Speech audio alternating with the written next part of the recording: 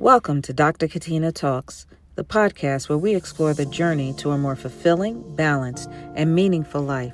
I'm your host, Dr. Katina, and in each episode, I'll be sharing stories, insights, and strategies from my own life's journey, exploring how I've learned to live authentically, unapologetically, and uncompromisingly, even through challenges and self-doubt.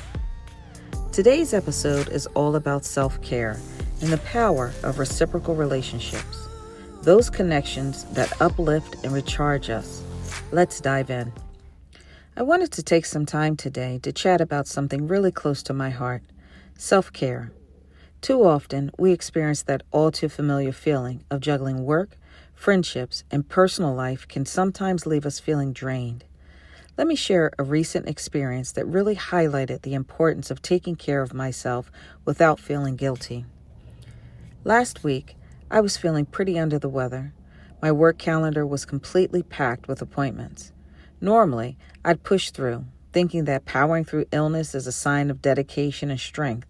But this time, I decided to listen to my body, and I took sick days on both Thursday and Friday. When I first entered those sick days into the system, I felt guilty. Society often tells us that working while sick shows commitment, especially when aiming for the next promotion. But honestly, times have changed.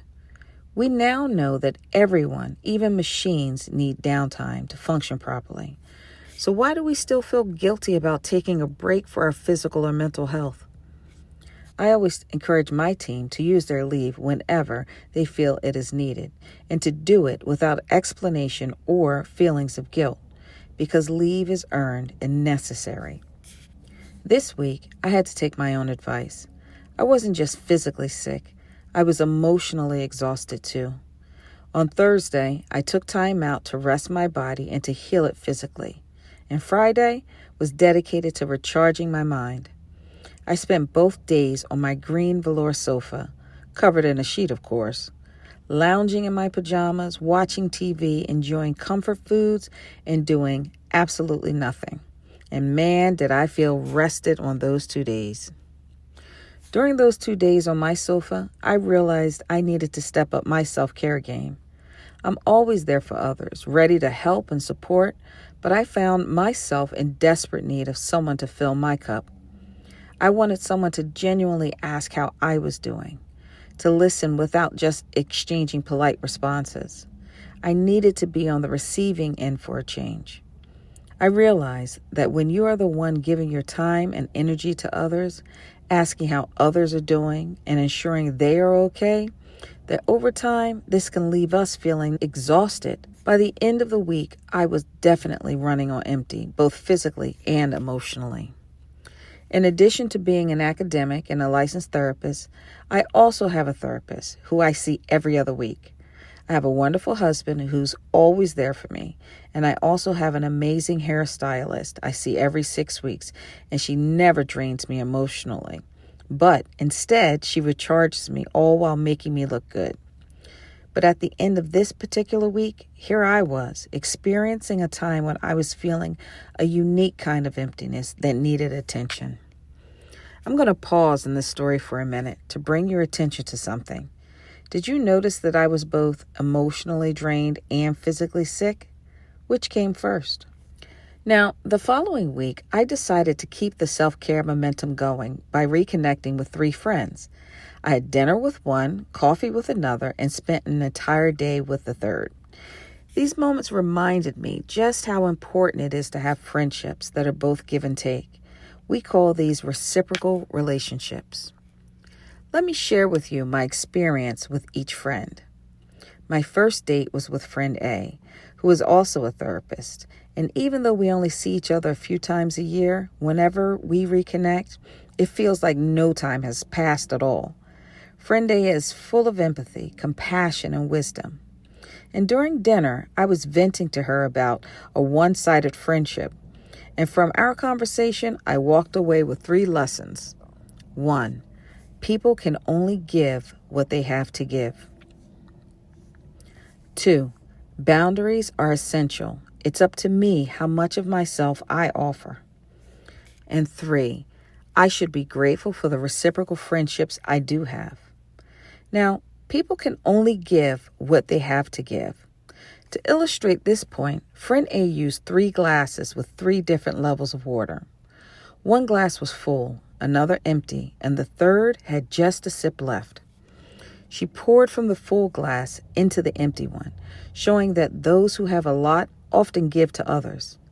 But when she tried to pour from the barely filled glass, she stopped, explaining that some people just don't have anything left to give. It was a powerful reminder that my current circle was filled with people who take without giving back. People who have so much stuff going on in their own lives that all they have room for is taking and are unable to give. This is where setting boundaries becomes so important. I love my friends and family, but I need to protect my own emotional and physical well-being to keep up with my work, my businesses, and my volunteer efforts. When I'm feeling empty, I need fulfillment. I can't give to others or let their stuff drain me. I just don't have space for it. Now, friend B is a mentee, and our relationship is a perfect example of iron sharpens iron. She's a high-achieving professional young woman who might not realize that when she leans on me, she also supports me. It's a beautiful mutual exchange that I'm so grateful for. Friend C. Friend C is a beautiful both inside and out. We spent a whole day together shopping, eating, and chatting. While we could have talked about deep, heavy topics, she kept things light and joyful, giving me much-needed peaceful girl time without bringing any of her own struggles into our conversation. It was a perfect balance of giving and taking. These meaningful connections have taught me that self-care isn't just about taking time for yourself. It's also about nurturing relationships that replenish your spirit. By setting boundaries and valuing mutual support, I have learned that it is possible to create a balance, to have a fulfilling life where both self-care and genuine friendships thrive. So I have 5 takeaways for you. 1. Embrace your sick days. Don't feel guilty for taking time off when you're unwell. Rest is essential for both physical and mental health. 2. Recognize your needs. It's okay to need someone to fill your cup. Allow yourself to receive support from others without feeling like you're burdening them. 3. Set healthy boundaries. Protect your emotional and physical well-being by setting boundaries with those who may drain your energy. 4. Value reciprocal relationships. Surround yourself with friends who both give and take.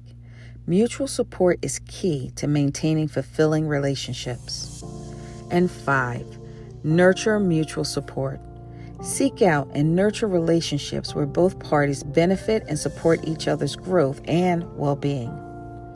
Thanks for listening and joining me on this journey.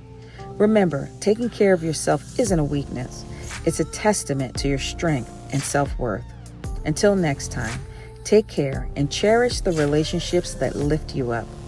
And if you're ready to go a little deeper, I've created a free companion journal entry just for this episode to help guide your reflection. Visit DrKatinaTalks.com to download it. Sometimes putting pen to paper is the first step toward healing and reclaiming your power. If this episode spoke to you, don't forget to like it and follow me on Instagram or Facebook at DrKatinaTalks. And visit DrKatinaTalks.com for more resources and episodes. And don't forget, you could also share this episode with someone who could use a reminder to prioritize themselves and their connections. Until next time, take care and keep nurturing those relationships that truly matter. Bye for now.